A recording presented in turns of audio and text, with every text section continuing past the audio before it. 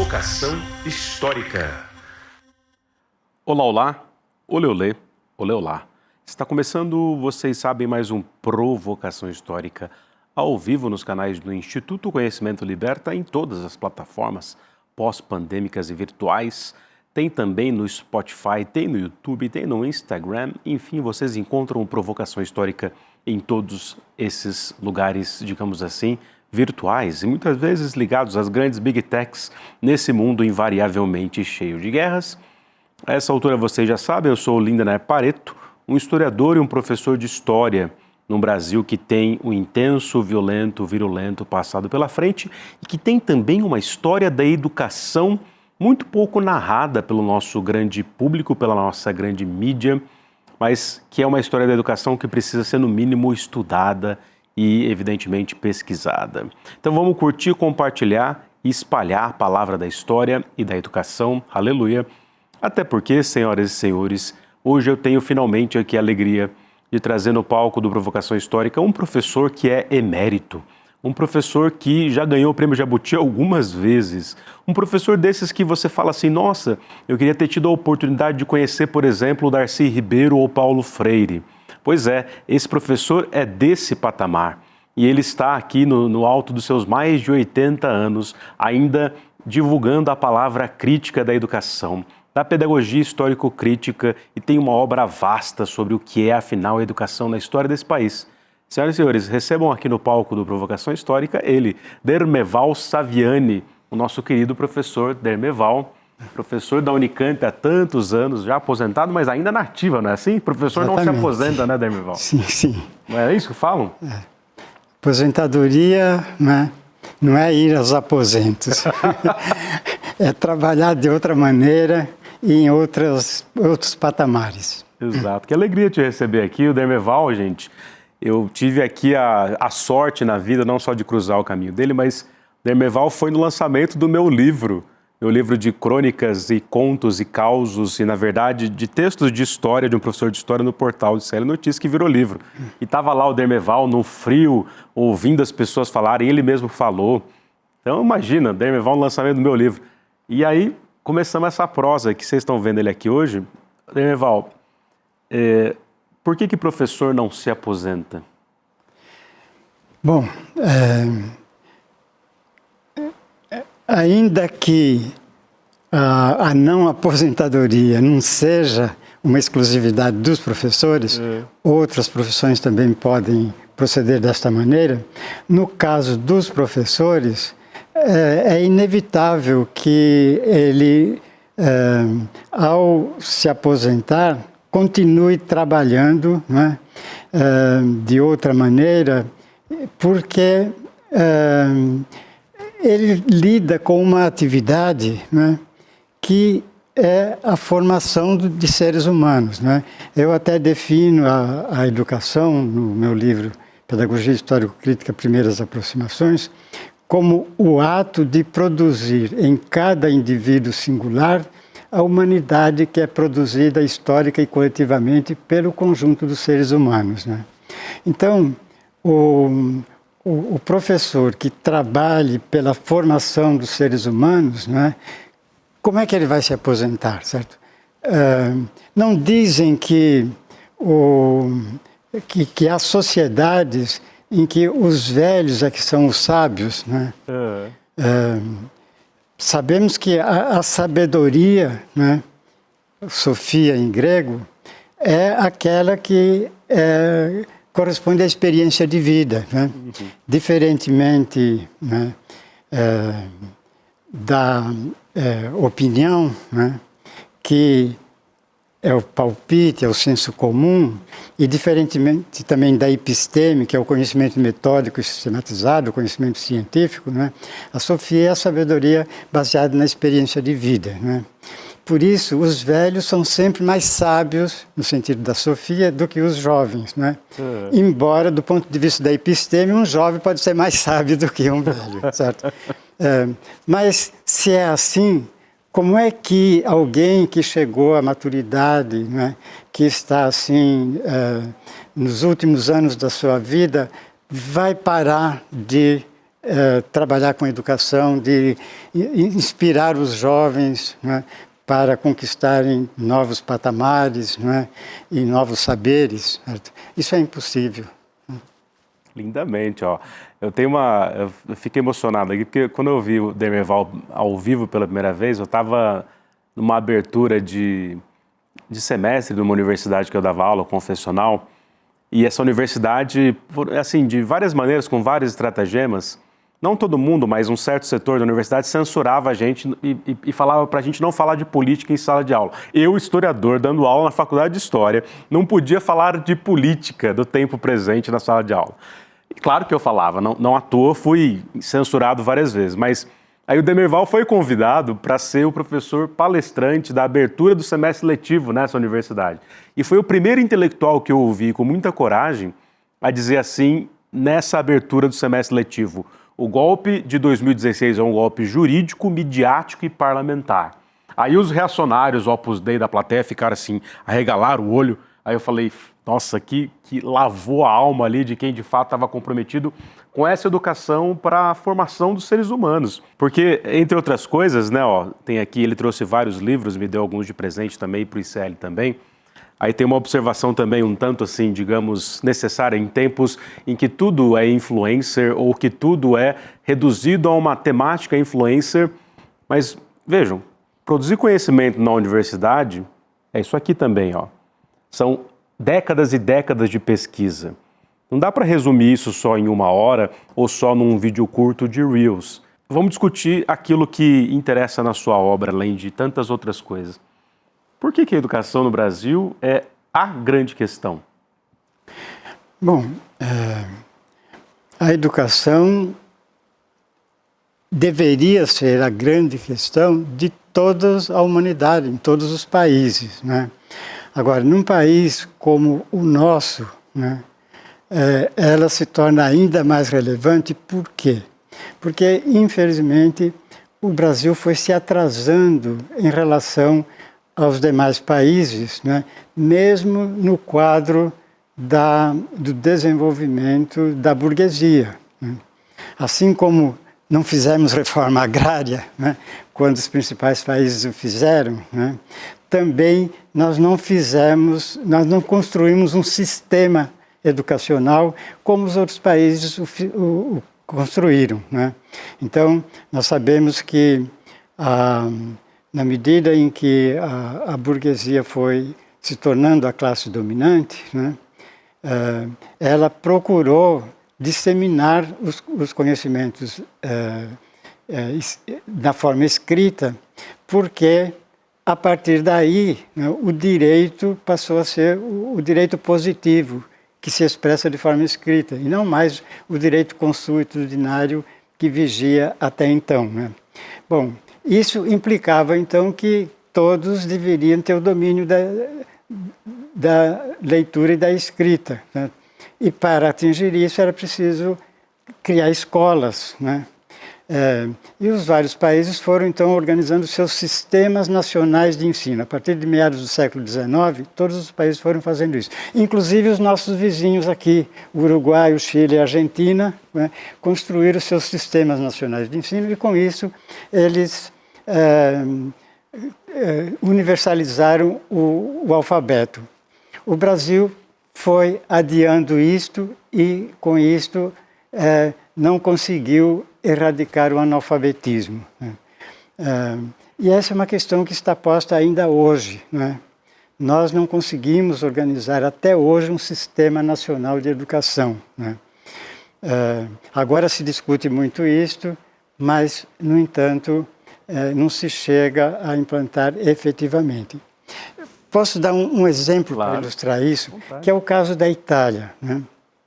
A Itália chegou ao final do século XIX numa situação muito parecida com a do Brasil, ou seja, um dos intelectuais italianos importantes, em 1900, ele fez a seguinte declaração: nós estamos atropelados por excesso de universitarismo, né, e excesso de analfabetismo.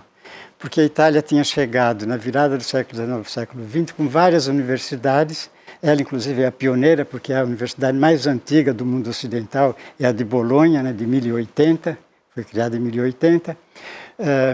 Então, tinha várias universidades, mas, no entanto, tinha a maioria da sua população analfabeta, né? Agora, como resolver esse problema, né? Quando se deu a unificação italiana, né, eles adotaram a Lei Casati, que era do Piemonte, que o Piemonte liderou a unificação italiana, né?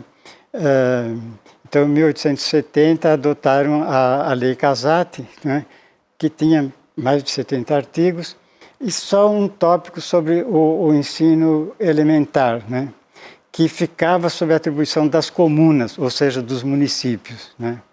Então, o que acontecia? Não ia para frente, não avançava, porque as comunas não tinham condições de desenvolver um ensino satisfatório, né? E então houve uma campanha enorme, inclusive liderada pelo jornal Corriere della Sera, né? Para isso contribuiu inclusive o suicídio de uma jovem professora que foi nomeada por um município, uma comuna. Chegou lá, o prefeito falou: "Você veio aqui?" E ela estava com o irmão dela. "Você veio para cá, então você vai ficar aqui, morar comigo." "Como? Eu já aluguei um apartamento, não vou morar com o senhor." "Olha, se você não aceitar, dentro de 6 meses você vai embora. Não fica mais do que 6 meses aqui." Ela precisava do emprego e tal, e acabou aceitando. Bom, aí surgiu toda aquela maledicência que ela era...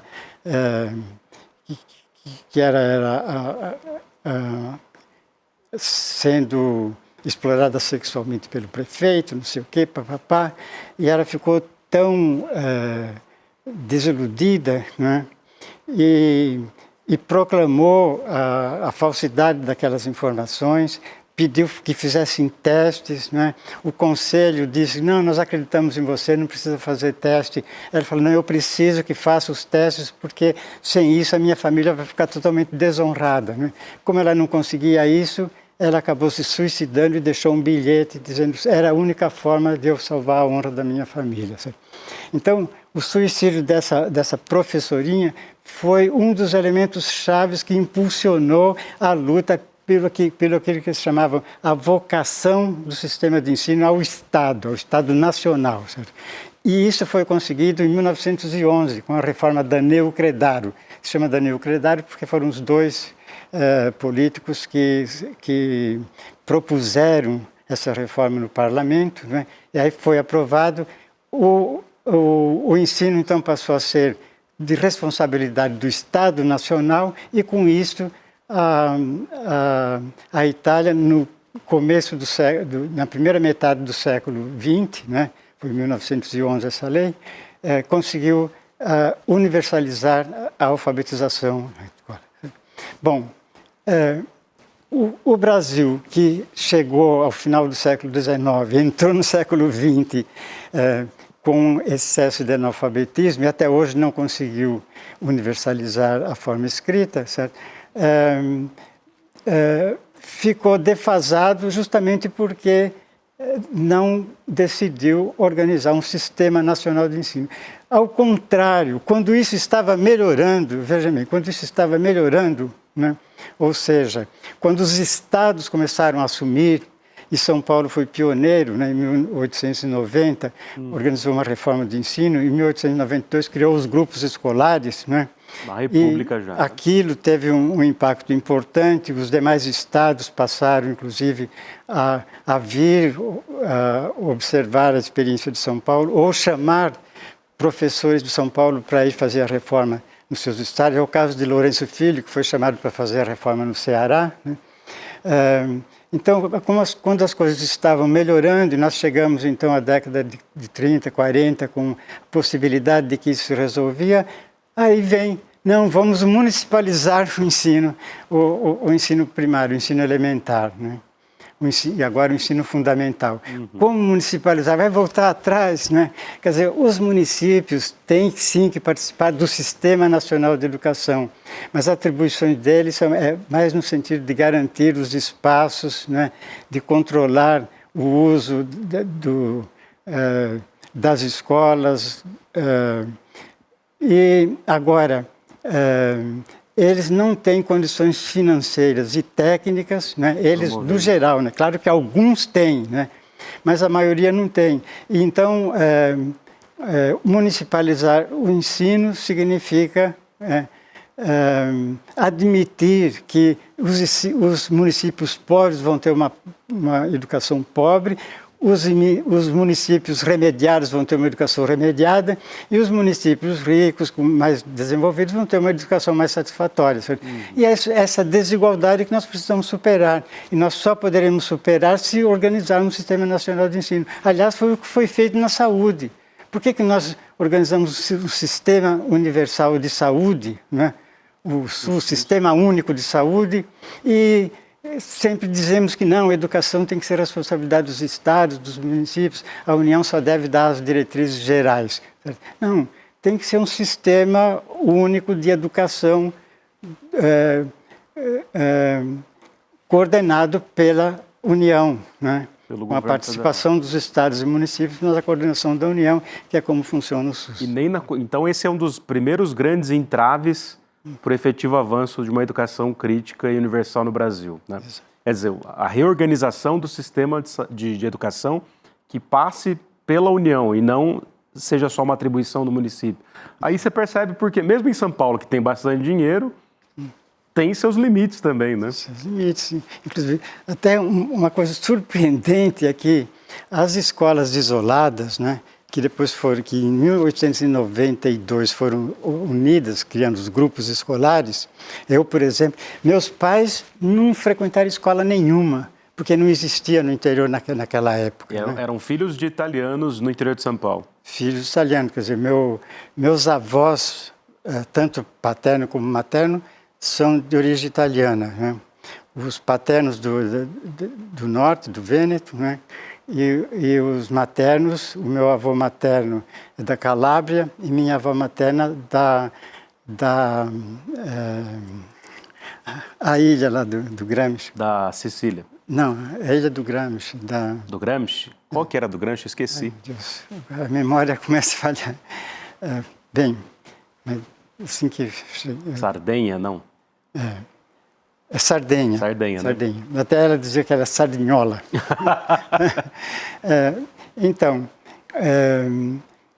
Mas o meu avô paterno, né, veio com 6 anos, né, com sua família, com seu pai, que era o Luigi Saviani, ele era Antônio Saviani, em 1888, o ano da abolição da escravatura. Veio para quê? Para substituir a mão de obra escrava aqui nas fazendas de café do interior de São Paulo, né?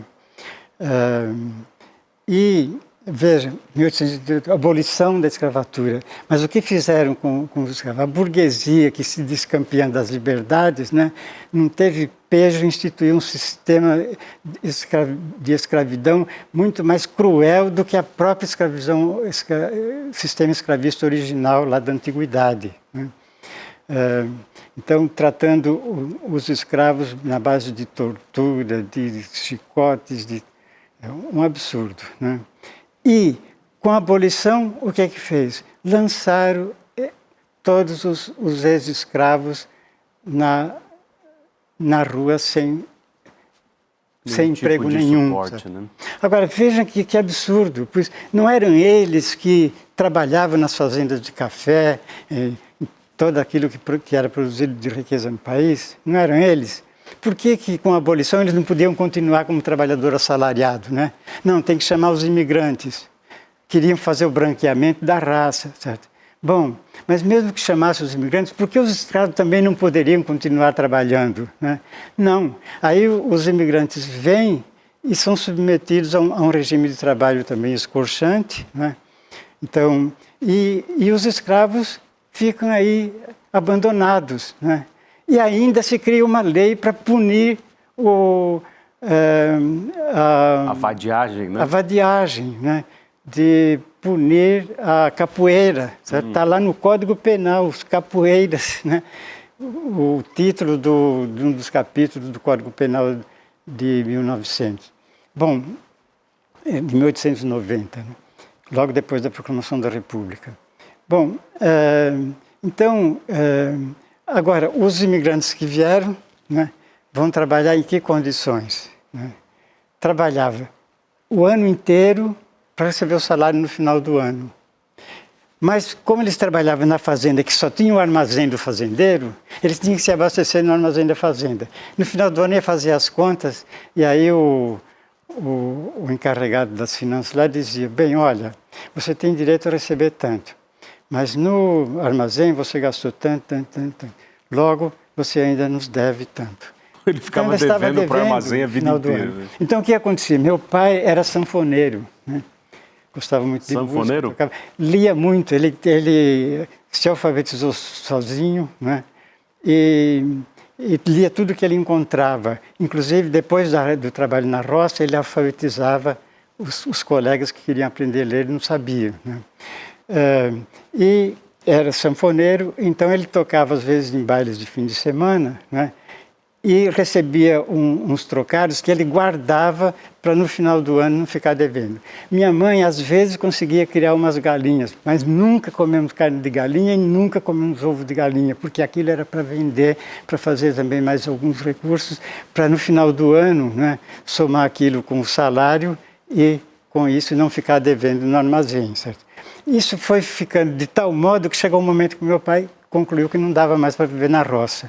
Aí botou a família no trem e se mudou para a capital aqui, né, para trabalhar como operário nas fábricas. Qual bairro vocês vieram? Eu tinha 5 anos quando nós viemos para cá, né? E meus irmãos mais velhos estudaram só até o 3º ano primário, porque é só isso que havia no interior.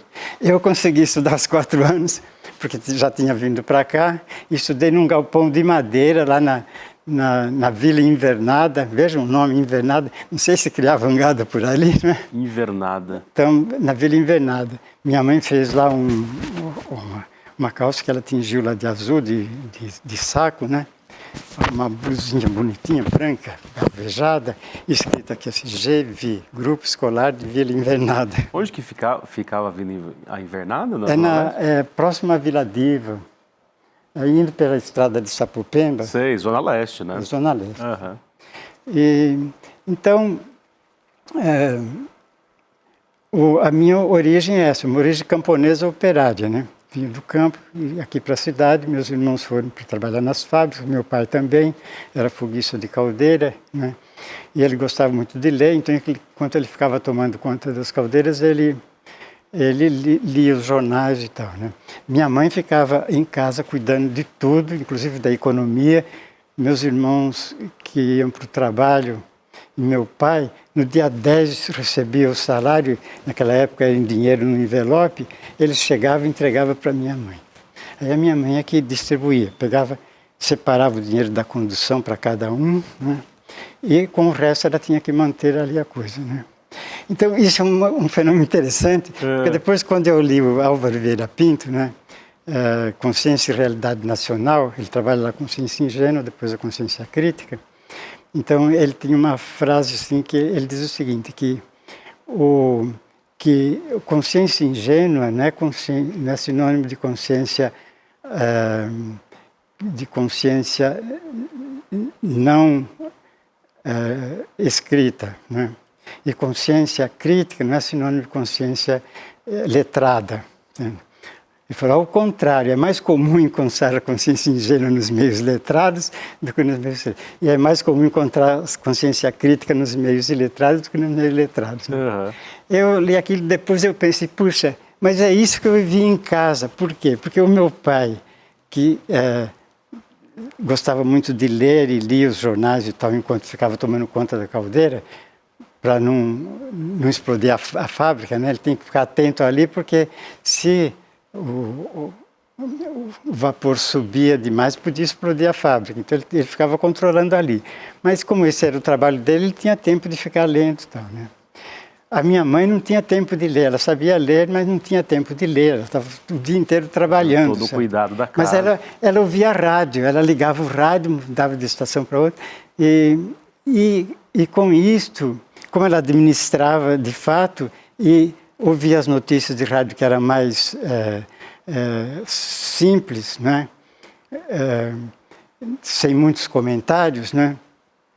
Então, Eu me lembro que o meu pai, às vezes, ficava revoltado com a situação e xingava os políticos. Esses políticos também, etc. Depois, aí ele caía em si.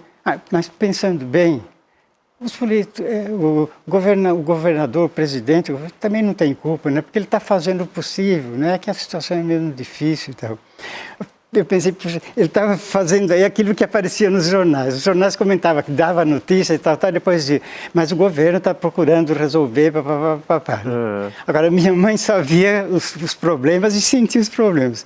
Então, ela tinha a visão crítica. Aí, quando na ditadura o passarinho ia lá para dizer, não, porque o salário subiu mais do que o custo de vida, porque não sei o quê, papapá. O quê? Ela administrava, ela sabia que cada mês que chegava os salários de todos lá, do meu pai, dos meus irmãos, ela via que aquela soma no mês seguinte era mais difícil dela administrar, né? Então ela dizia, o quê? Não é verdade, isso não é assim não. Ela sabia exatamente. Crítica, e ela era tão crítica que quando o Brizola fez aquele movimento pela legalidade? Do 61, né? Quando o Jango está voltando da China, né? Foi aquele, como é que foi chamado lá mesmo? Campanha da Legalidade. Campanha da Legalidade. Aqui, como nós tínhamos o governador que era golpista, Adhemar de Barros, junto com Magalhães Pinto em Minas, né? E com o Lacerda no Rio, né? Então aqui o Adhemar de Barros fechou a Rádio Marconi, que minha mãe ouvia sempre a Rádio Marconi porque ela fazia a crítica, né? Aí o Adhemar fechou e criou a chamada Cadeia da Liberdade, né? Aqui era a Cadeia da Liberdade, para dizer, não, o Brasil não pode cair na mão dos comunistas, não sei o que e tal.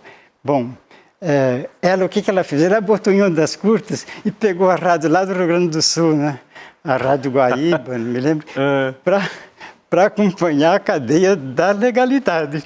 Sensacional. Como é o nome dela? Qual era o nome da sua mãe? A Sebastiana. Sebastiana estava ligadíssima nas questões sociais, né? Sebastiana Polimeno Saviani. E depois a minha irmã mais nova, que depois foi a única que teve chance de ir para a universidade, e também se doutorou e tal, né? E até se tornou uma liderança do PCdoB, a Nereide Saviani, né? Ela estudou no Colégio de Freiras, na Vila Formosa, né? E quando houve o golpe, as irmãs apoiaram o golpe, né? De 64 e tal, não sei o quê. E aí veio a notícia de que as irmãs se queixaram que o governo cortou a subvenção, né? Que antes o governo federal dava subvenção para as igrejas, né? Lá para o colégio das irmãs, né? E aí a Nereide chegou em casa e contou para nós, para minha mãe, que elas estavam chateadas porque agora perderam as subvenções, estava mais difícil a situação para elas lá, né? Falaram, tá vendo? Elas apoiaram esse golpe, né? E contra o Jango, mas quando era o Jango elas tinham subvenção, agora perderam. Aí a sua mãe falou para ela. Sensacional. Saviani, são tantas histórias e memórias, né? Viu? Então aí é que eu chego no Vieira Pinto, né? Certo. Quer dizer, então eu via que ela, por estar aí manipulando essas coisas e tal, embora não fosse a leitora, não né? fosse leitora, ela tinha uma consciência mais crítica do que meu pai, que era leitor, que lia os jornais e tal, né? Tá? Totalmente. Então eu falei, bom, nesse ponto comprova a tese do Vieira Pinto de que é mais comum encontrar consciência crítica nos meios iletrados do que nos iletrados. E é mais comum encontrar consciência ingênua nos meios letrados do que nos iletrados. Então isso dialoga até se contrapondo com a tese do pobre de direita, né?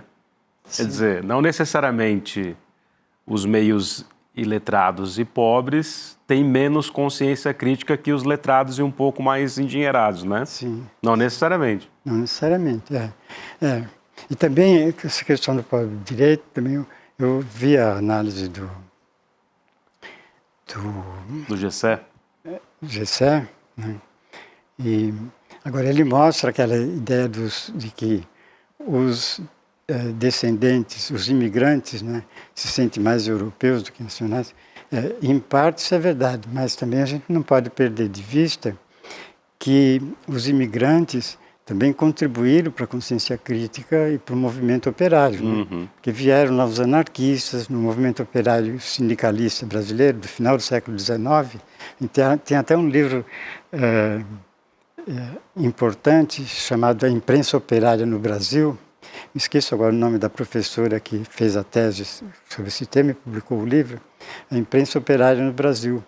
Porque esses imigrantes que vinham, de modo especial os que trabalhavam na imprensa, eles eram alfabetizados, né?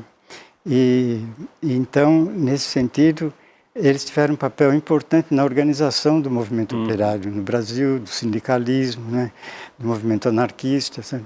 Então a gente não pode perder também esse outro lado, achar que os que vieram para cá se sentem mais europeus do que brasileiros, certo? Não necessariamente, né? Os imigrantes italianos, espanhóis, né? Fizeram a greve de 17 em São Paulo, né? Exato. Então. Demerval, se você fosse elencar aqui para o nosso grande público, né? Pensando de novo, né? Eu falei aqui no começo que são décadas e décadas de produção acadêmica, que a gente precisa aliar a boa produção acadêmica de décadas com a divulgação científica e nas redes, né? Então é preciso aliar os influencers e ao mesmo tempo os intelectuais de carreira. A universidade precisa se abrir mais para essa comunicação mais, digamos assim, moderna, e ao mesmo tempo quem influencia precisa também tomar conta, né, ou dar conta de ler a produção acadêmica, que cada vez mais fica mais acessível. Então por isso que eu falei isso no começo também, né? Até inclusive esse que vos fala é um influencer, mas antes disso é um professor de história, né?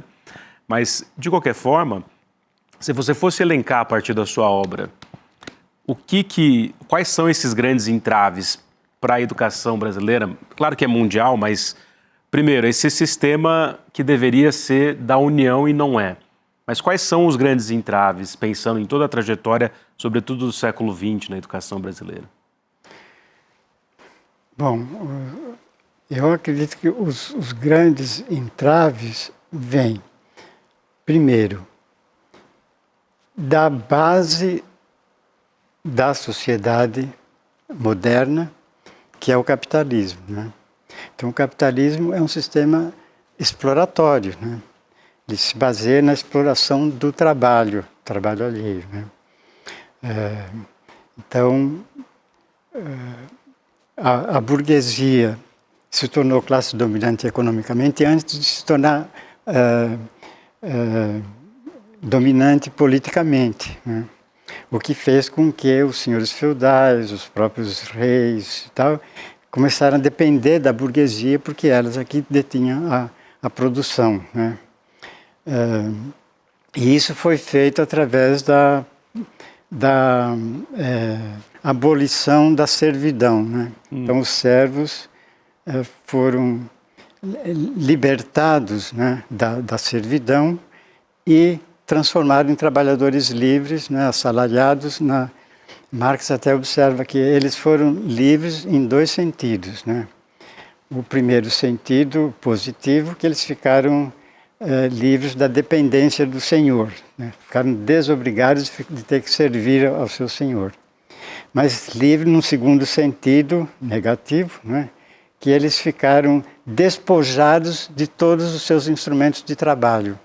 Porque na condição de servos, na gleba, eles tinham o direito de viver naquele local. A terra não era deles, por isso eles eram obrigados a servir ao dono da terra, ao senhor, né? Mas eles não podiam ser expulsos daquela terra, né? E para viver naquela terra e produzir para ele, para as suas necessidades e as necessidades do senhor daquela terra, ele dispunha dos instrumentos de trabalho, sabe?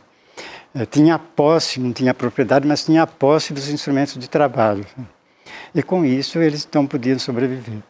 E também garantia as necessidades do próprio senhor, né? Servindo a eles. Por isso eram servos e não escravos, né? Eles não podiam ser comprados e vendidos, né? Não podiam sair daquela terra. Se um senhor estivesse numa situação em que ele precisaria para saldar suas dívidas, né? Abrir mão de seus bens. Ele não podia dizer, olha, eu transfiro para você, que é a quem eu estou devendo, parte dos meus servos e quito a dívida, né? Não, isso ele não podia fazer. O que ele podia fazer era vender parte da sua propriedade ou toda a sua propriedade, se ele tivesse. E aí o que acontecia? O servo continuava vivendo aqui na terra, simplesmente ele mudava de senhor, né? Agora o senhor da terra onde eu vivo não é mais esse, é aquele, eu então devo servir aquele, não mais ao anterior, né? Então esse era o direito do servo, né? Diferentemente da situação do escravo na antiguidade, que era objeto de compra e venda, né? Bom, aí com as transformações que conduziram à mudança da forma social para a forma capitalista, né, esses servos foram libertados da dependência do senhor, mas também desprovidos de todos os seus meios e instrumentos de trabalho, né? Eles ficaram só com o seu corpo, então eles passaram a ser obrigados a vender o seu próprio corpo, a força de trabalho. A única propriedade dele era a força de trabalho. O que é a força de trabalho? É sua cabeça, seus membros, né, mãos e pernas e seu corpo. E para que esse corpo se mantenha vivo, ele tem que trabalhar para outro, né? Então, é essa a liberdade que a burguesia criou, né? Isso é excelente. Essa é a noção de liberdade, ou seja, não é liberdade, né? Pois é. Então, e um problema, então, que a gente enfrenta nessa forma de sociedade é que ela introduziu opacidade nas relações sociais. As formas sociais, né, na Antiguidade, na Idade Média, eram transparentes, né? Porque o escravo era propriedade do senhor de direito e de fato, né? O servo devia servir ao senhor de direito e de fato, na essência e na aparência, né? Formal e materialmente, né? Agora, no capitalismo, o que aconteceu? Diz que todos são livres, né? Todos são livres. Ocorre que os capitalistas são livres de direito e de fato, né? Na aparência e na essência, formal e materialmente. Agora, os trabalhadores são livres de direito, né, na aparência, né, e formalmente. Agora, de fato, na essência, né, e materialmente, eles não são livres, eles são escravos, né? Então, agora, toda a ideologia burguesa se centra nas aparências, né, no formal, né, e, portanto, né, a sociedade se tornou opaca. Você não tem mais aquela clareza, né, das posições que cada um ocupa, né? E a burguesia vende a ideia de que todos são livres, né? Todos são iguais perante a lei, né? E de fato, né, não é isso que ocorre, né? Então, a democracia, do problema da democracia é esse, porque a democracia na sociedade burguesa é uma democracia formal, né? Agora, a gente precisa passar, então, da democracia formal à democracia real, certo? E isto envolve uma mobilização dos trabalhadores que precisa ir além das reivindicações dentro da ordem, né? E eu tenho sempre lembrado a experiência do MST, né, que justamente constrói uma forma de vida e de produção, né, que já contém os germes da sociedade socialista, porque quando eles ocupam uma área, né, não organiza da forma capitalista, ou seja, bom, olha, nós que dirigimos, nós vamos mandar, né, e vocês vão trabalhar agora, vão construir as casas, vão construir as escolas, né, enquanto nós administramos. Não, todos participam de todo o processo, quer dizer, é realmente socializado, né? E fazendo isso economicamente, é que nós podemos ter a expectativa de que os hoje dominantes vão depender, porque eles não são nada sem o trabalho. O lucro... Nada sem a exploração do trabalho, né? Eles vivem da exploração do trabalho. Agora, se os trabalhadores passarem a produzir, né, para os próprios trabalhadores, né, eles vão ter que adquirir dos trabalhadores, né, que foi o que aconteceu lá com a burguesia. Né? A burguesia já era dominante economicamente, né, então os senhores feudais, os monarcas, dependiam da burguesia. Né? E isso fez com que a burguesia pudesse, posteriormente, né, através da Revolução que se consumou primeiro na Revolução Inglesa e depois na Revolução Francesa, que é a referência para o domínio político da burguesia, né? Então, o que é preciso fazer agora, né, é que não só no campo, como fazem os membros do MST, mas também nas cidades, na indústria, né, os trabalhadores organizarem a produção de forma autônoma, né, e fazer isso também no comércio, fazer isso também nas finanças, né? Quer dizer, como o MST também já está fazendo, as cooperativas de crédito, né? Sim. Que são autônomas, né? Então você tem um sistema bancário organizado pelos próprios trabalhadores, né? E aí então os capitalistas vão viver do quê? Eles vão ter que vir adquirir dos trabalhadores isso, certo? Mas aí como é que eles vão adquirir se eles não têm mais o recurso que vem da mais-valia do trabalho, certo? Eles vão ter que então se submeter a igualdade de condições. É assim que nós vamos construir o socialismo, né? Certo? Agora, se ficamos defendendo o socialismo só nas ideias e não organizar as ações práticas efetivas, não vai chegar lá. Bom, e é claro que aí a educação entra como? A educação é o preenchimento das condições subjetivas. Porque nós estamos hoje numa preenchimento das condições subjetivas. As condições subjetivas. Traduza para o nosso grande público. Porque, vejam, as transformações dependem tanto do aspecto objetivo como do aspecto subjetivo.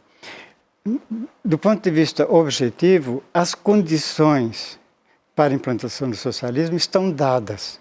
Estão dadas como? Estão dadas pela crise terminal do capitalismo que está posta aí. O capitalismo não tem mais como se sustentar.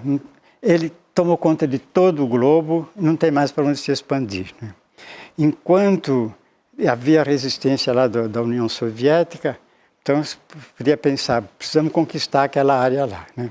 Eles foram conquistando todos os espaços, mas encontraram uma barreira que foi a Revolução Soviética, né?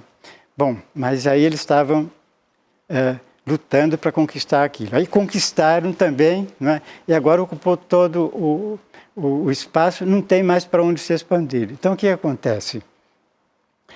O capitalismo está conseguindo uma sobrevida como?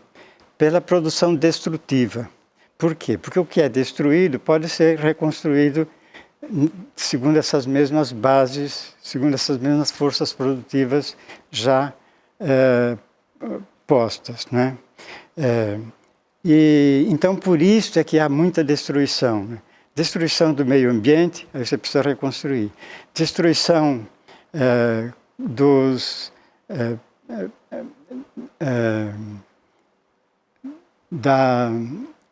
dos movimentos, né, de resistência, que aí resolve incendiar ônibus, incendiar lojas, certo? Então, você precisa reconstruir, né?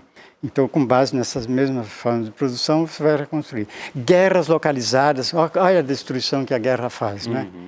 Você precisa reconstruir. E aí o capital vem para reconstruir, né? Isso vale para Gaza, para a Ucrânia. Sim.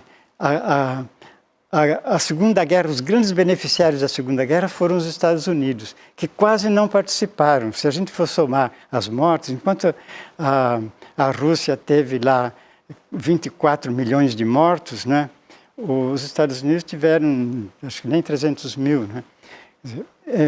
Então, eles tiveram uma participação secundária, né? Mas foram os grandes beneficiários. Como? Porque, para reconstruir a Europa, que sofreu grande destruição, né? Eles, então, concederam empréstimos que aí a Europa tinha que... Plano Marshall. Mas não só isso, foram as empresas americanas que foram lá reconstruir. Então, eles ganhavam pela reconstrução efetiva e também, né, pela reposição dos empréstimos que os Estados Unidos fizeram. Então, foram os grandes beneficiários. Agora, nós temos guerras localizadas que também têm grande destruição, aí você precisa reconstruir e o capital, então, é investido nessa reconstrução. Mas não só isso no aspecto externo, internamente também o sistema se tornou baseado na destruição, né? Que é a obsolescência programada, né? Então, hoje se produz as coisas para durarem o menos tempo possível. Antes era o contrário, você procurava produzir para durar o máximo de tempo possível, né? E agora é o contrário, né? Então, os exemplos são óbvios, né? Os eletrodomésticos, por exemplo, né? Eu me lembro que um dia eu estava assistindo uma palestra e foi dado lá esse exemplo, né? E falando das geladeiras, né? Que antes durava 30 anos e tal, agora dura 5, no máximo 10 e tal. Eu virei para o cara, olha, a minha geladeira eu comprei quando eu casei, em 84, né? Então, em 2024, tem 40. já faz 40 anos, está lá, é a mesma. O fogão também é o mesmo que a gente comprou lá antes de casar, sabe? Agora, não é possível mais isso, porque tudo... E isso vale de modo especial para os eletrônicos, né, que são de plástico e que inundam o meio ambiente de plásticos, porque celulares, por exemplo, estão sempre ficando obsoletos, você tem que comprar outro. E onde vão esses que são descartados, né? Vai entulhar o meio ambiente. Então, essa produção destrutiva, né, evidencia também essa crise do capitalismo. Não tem mais para onde se expandir, então... Então, as condições objetivas estão postas aí, mas faltam as condições subjetivas, ou seja, a consciência que os trabalhadores devem ter dessa necessidade, né, e de como eles devem, então, se organizar e lutar para transformar essa situação. E aí, então, é que entra o papel fundamental da educação, porque é pela educação que eles vão tomar consciência, né, de que as condições objetivas estão postas, mas é preciso também desenvolver as condições subjetivas, ou seja, que os trabalhadores tomem conhecimento disso, né, tenham o domínio das formas que se desenvolveram e conduziram a esse tipo de sociedade, né, para poder atuar no sentido de transformá-las, superá-las e construir uma outra sociedade. Tá? Uhum. Então, essa a educação é a questão-chave, né, que diz respeito à educação. E daí, então, vem o problema. Por que no nosso país... É claro que para a classe dominante não interessa um povo instruído, né? Isso entra em contradição com a forma capitalista, né? Para o capitalismo, quanto mais os trabalhadores, né, estiverem com a sua mentalidade dominada pelo próprio capital, né, mais eles se permitirão ser explorados, né, e se submeterão a essa ordem. Daí essa difusão de formas ideológicas, né, correspondentes à visão burguesa, né, que se desenvolvem, se difundem, né? E daí, então, a necessidade de uma educação, né, que seja voltada apenas para aspectos mecânicos, para aspectos de adaptação dos membros da população a esta situação que está posta, né? Então, todos esses mecanismos são criados, essas modalidades de política educacional que vão sendo produzidas, né? Como as BNCCs da vida, né? As reformas de ensino, né? Que, em lugar de ampliar as possibilidades de formação da nossa população, da nossa juventude, né? Busca condicioná-las cada vez mais a essa forma que é a dominante. É impressionante. E isso vale para o atual Ministério da Educação, mesmo num governo progressista, quer dizer, pelo menos em partes progressistas, porque está na mão de um Congresso reacionário, né? Sim. Mas a política educacional do atual Ministério da Educação está sendo muito criticada, né? Porque está na mão das empresas privadas, né? Tem muitas... Exatamente. Aí acontece que no período do governo Lula, e depois da Dilma, né?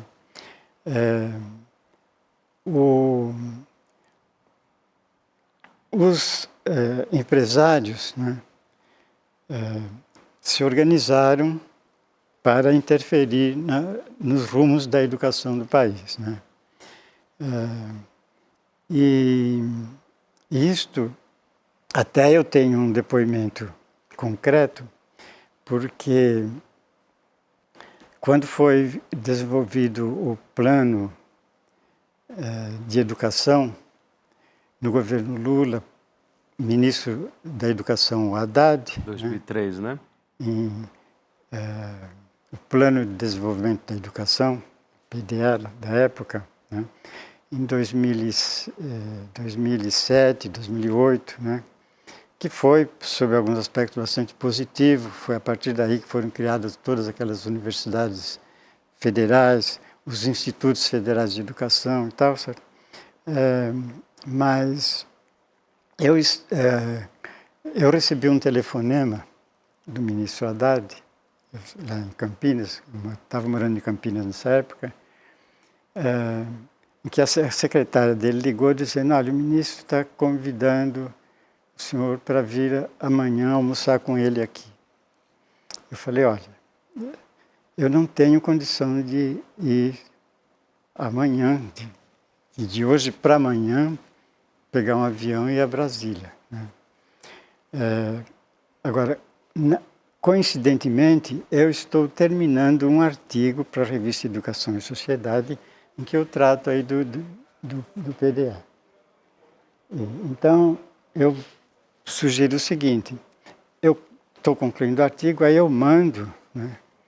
E o ministro dá uma olhada nesse artigo, e aí ele pode voltar a me ligar e, sendo viável, eu me disponho sim a ir conversar com ele. Tá bom. Aí mandei. Em seguida, ele me liga, né? Dizendo que ele viu o artigo e tal, não sei o quê. E respondendo também a uma certa crítica que eu fazia, né? Dizendo o seguinte, a crítica que eu fazia no sentido dessa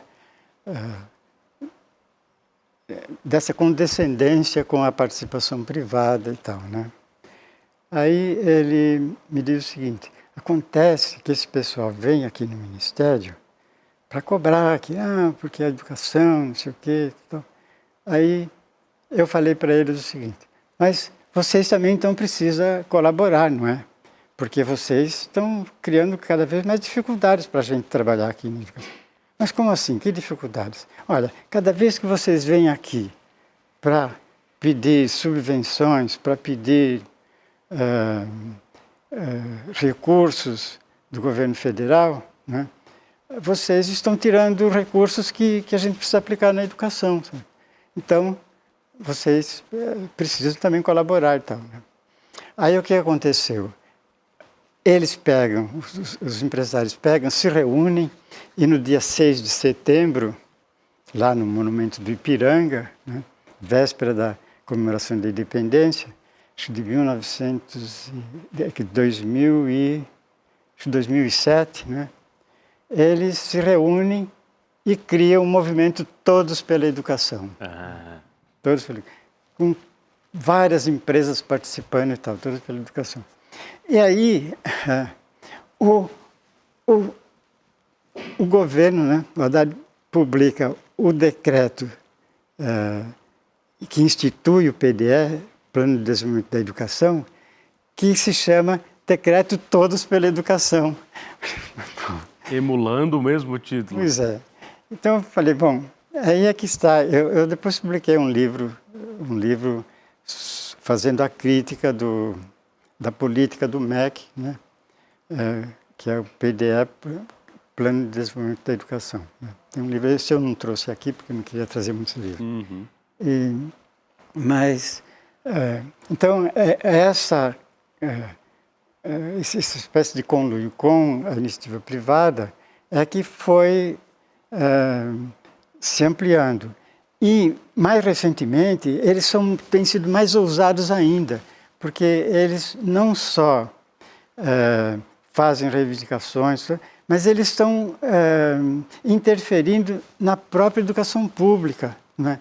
Seja no sentido de vender materiais para as escolas dos vários municípios, seja de participar da própria administração. Há estados e municípios que estão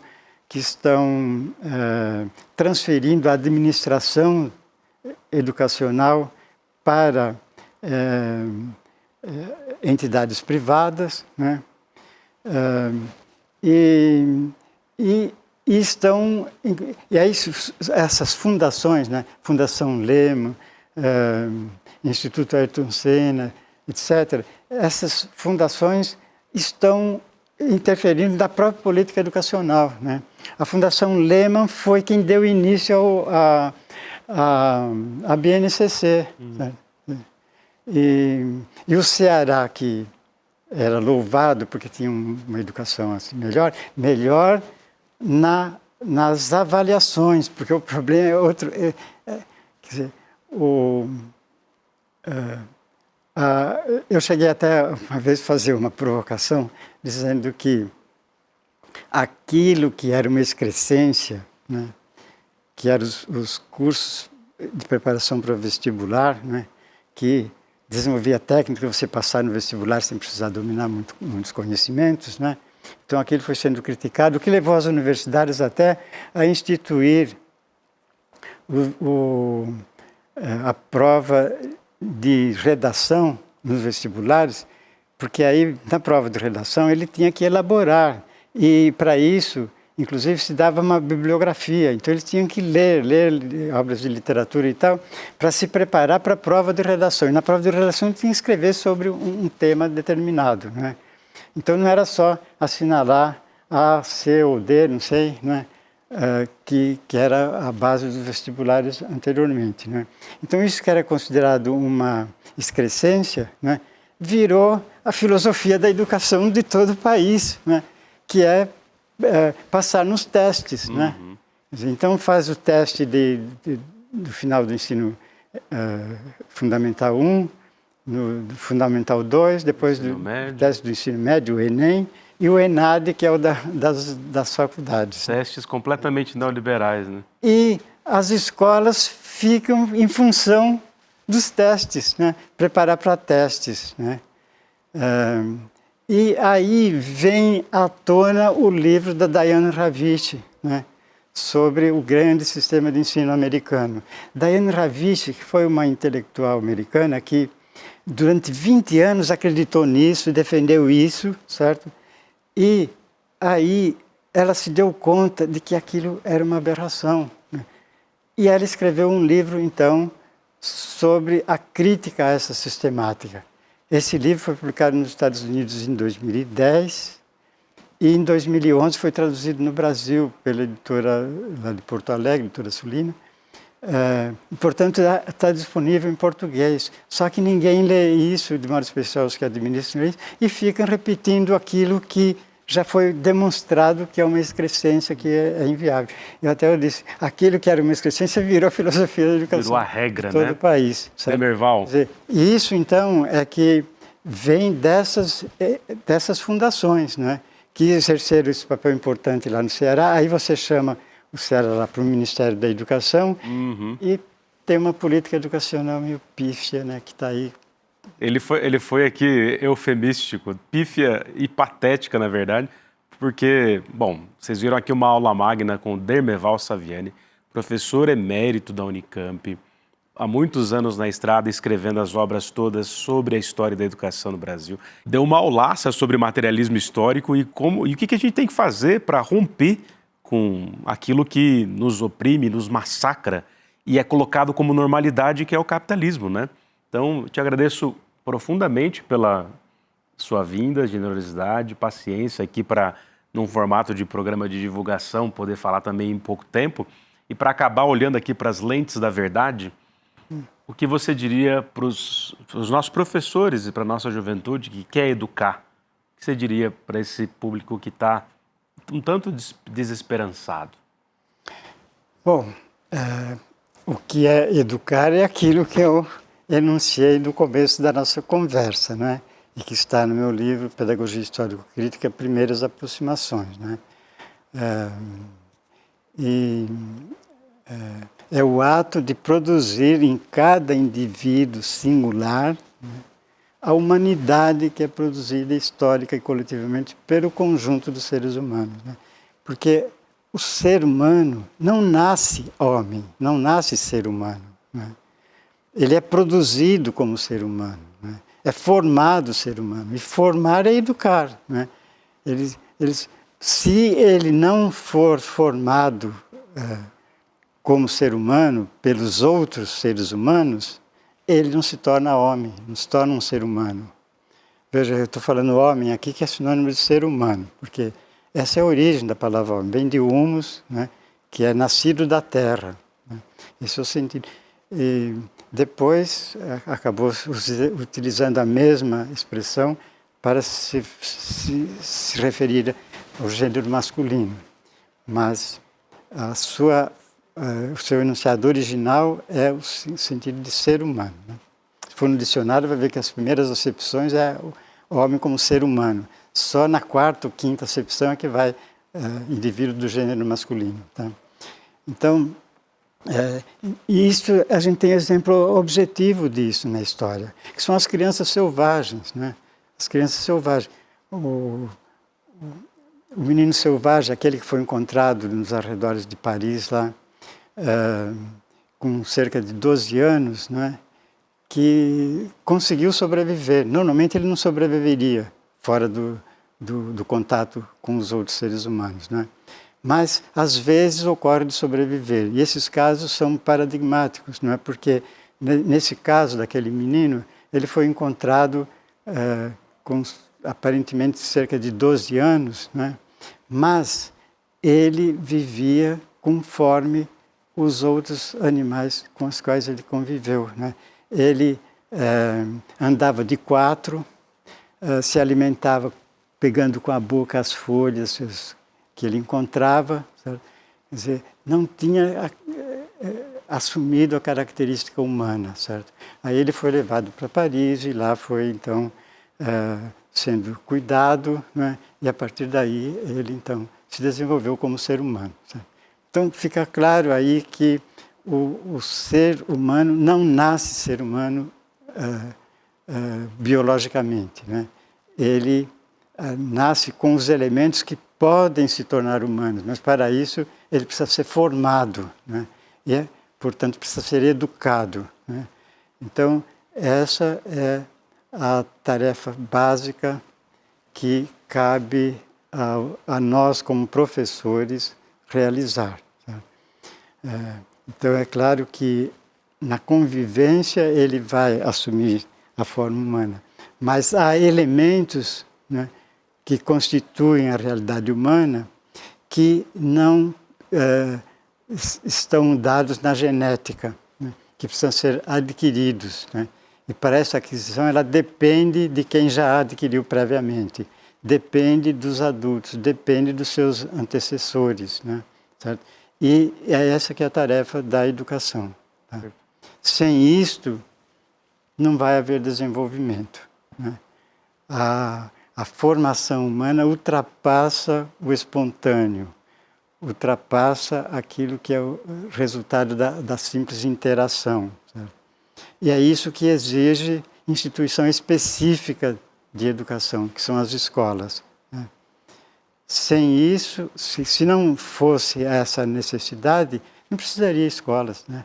As pessoas se formavam na convivência, sabe?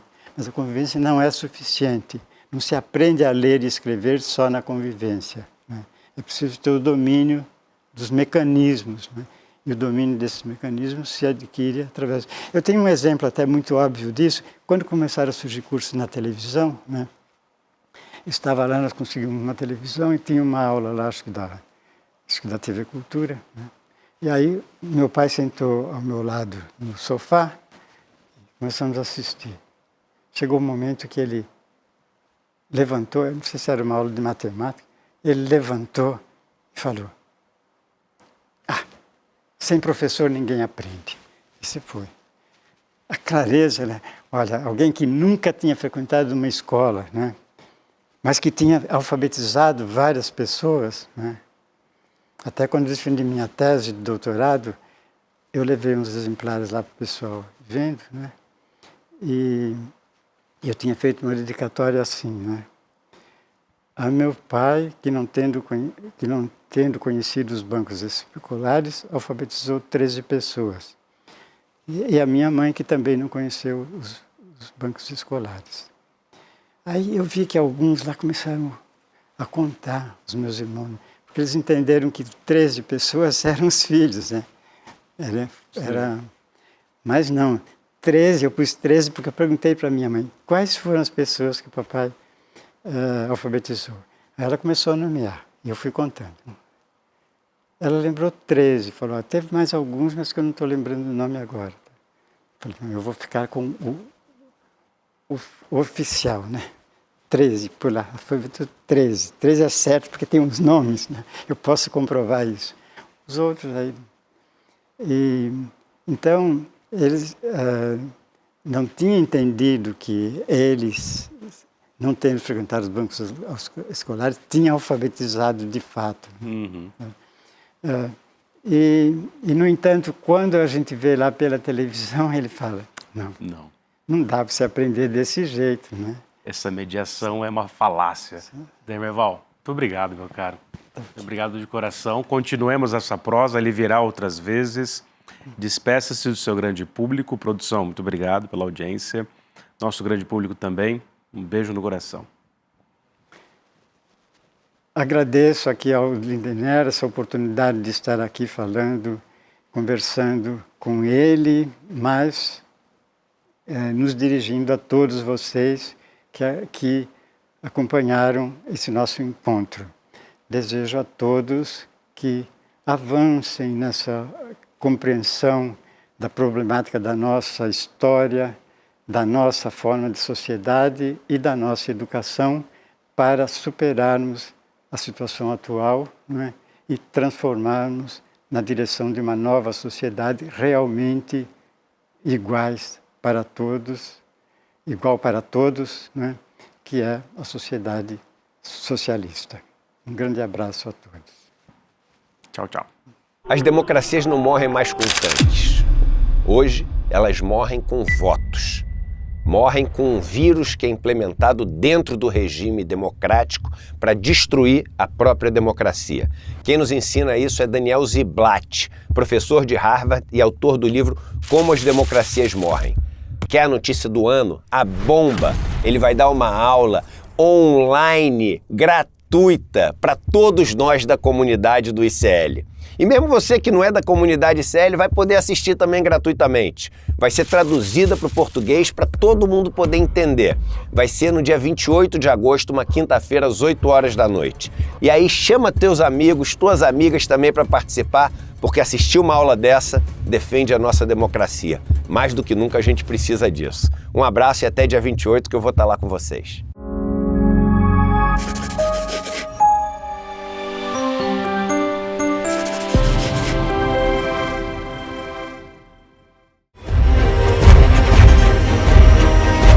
Provocação histórica.